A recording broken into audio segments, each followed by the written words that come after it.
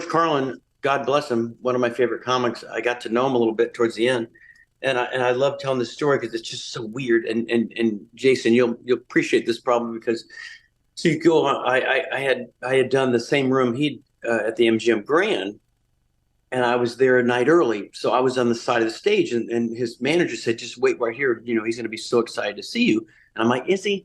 So I hate because I hate coming off the stage and seeing any fucking buddy. I Sure. don't care Yeah. who's Yeah. if it's someone I know. It's just like it's that one space where you want to. Even if you killed or you bombed, you just want to have a moment. Like I Yeah. don't want to hear the crowd. I always tell my crew keep the monitors up as loud as I can so I can't hear them. So I come off. He comes off stage. Not a great. He was pissed, like really pissed. He said to the crowd, "You know what?" He said something like, next time you're in Vegas and I can't go to see that or can't get to the buffet, let's go see Carlin. Don't ever fucking come to see me or whatever, right?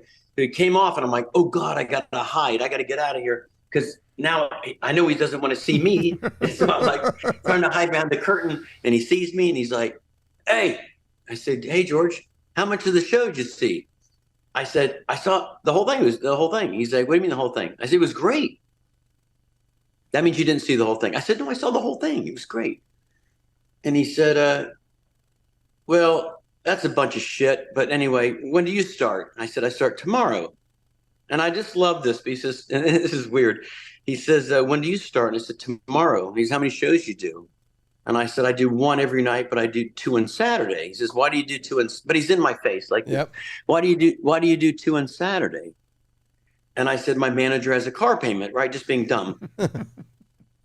And he says, no, seriously, why do you do two? Why do you do two on a Saturday? Why just one? And I said, again, as a joke, I said, well, it's great because I get a second shot at it. If I fuck up one, maybe I'll do better in the second show. And he literally got as close as he could to my face, literally nose to nose. And he said, never fucking ever give the audience the upper hand. You do what you do and you're fucking do what you do great. Fuck them. Never, ever, ever think that the audience deserves, you do your performance. They didn't get it. Fuck them. And it was like advice, I guess. And he walked into his dressing room and I said to Jerry, his manager, I said, well, that went well. Should I hang out? And he said, yeah, actually, you need to hang out because he loves you. He wouldn't have said that.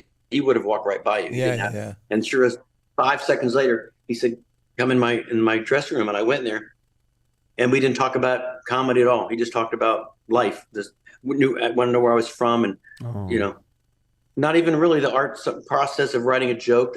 He did like one of my jokes, which is weird that he knew my act. I'll leave you. I keep saying I'm going to leave you on this, but I'll leave you on this. Yeah. So it was my favorite prop to this day, probably, that I ever came up with. And George Carlin came up to me and said he liked it. So I thought, oh, fuck, George Carlin, I got the blessing. So it was basically like a paper cups and string phone, right? Right. And I had paper cups and the string. And I said, hey, what's going on? I said, they've had this for years. I said, we need to have an updated version of this for kids. So I made an updated version and it had another cup for call waiting that came out of the cup. I said, I got to call you back. And George Carlin's like, it's weird coming from him. He's like, that cup joke, fucking call waiting. How the fuck did you come up with that? And I said, oh no. And then I had 3 cups for conference calling. And anyway, it went on and on. And a clear cup for caller ID. And he just sat there and he says, that is fucking brilliant. And I said, coming from you. No, he says, that's great fucking writing. I said, thank you, George. And then, yeah. So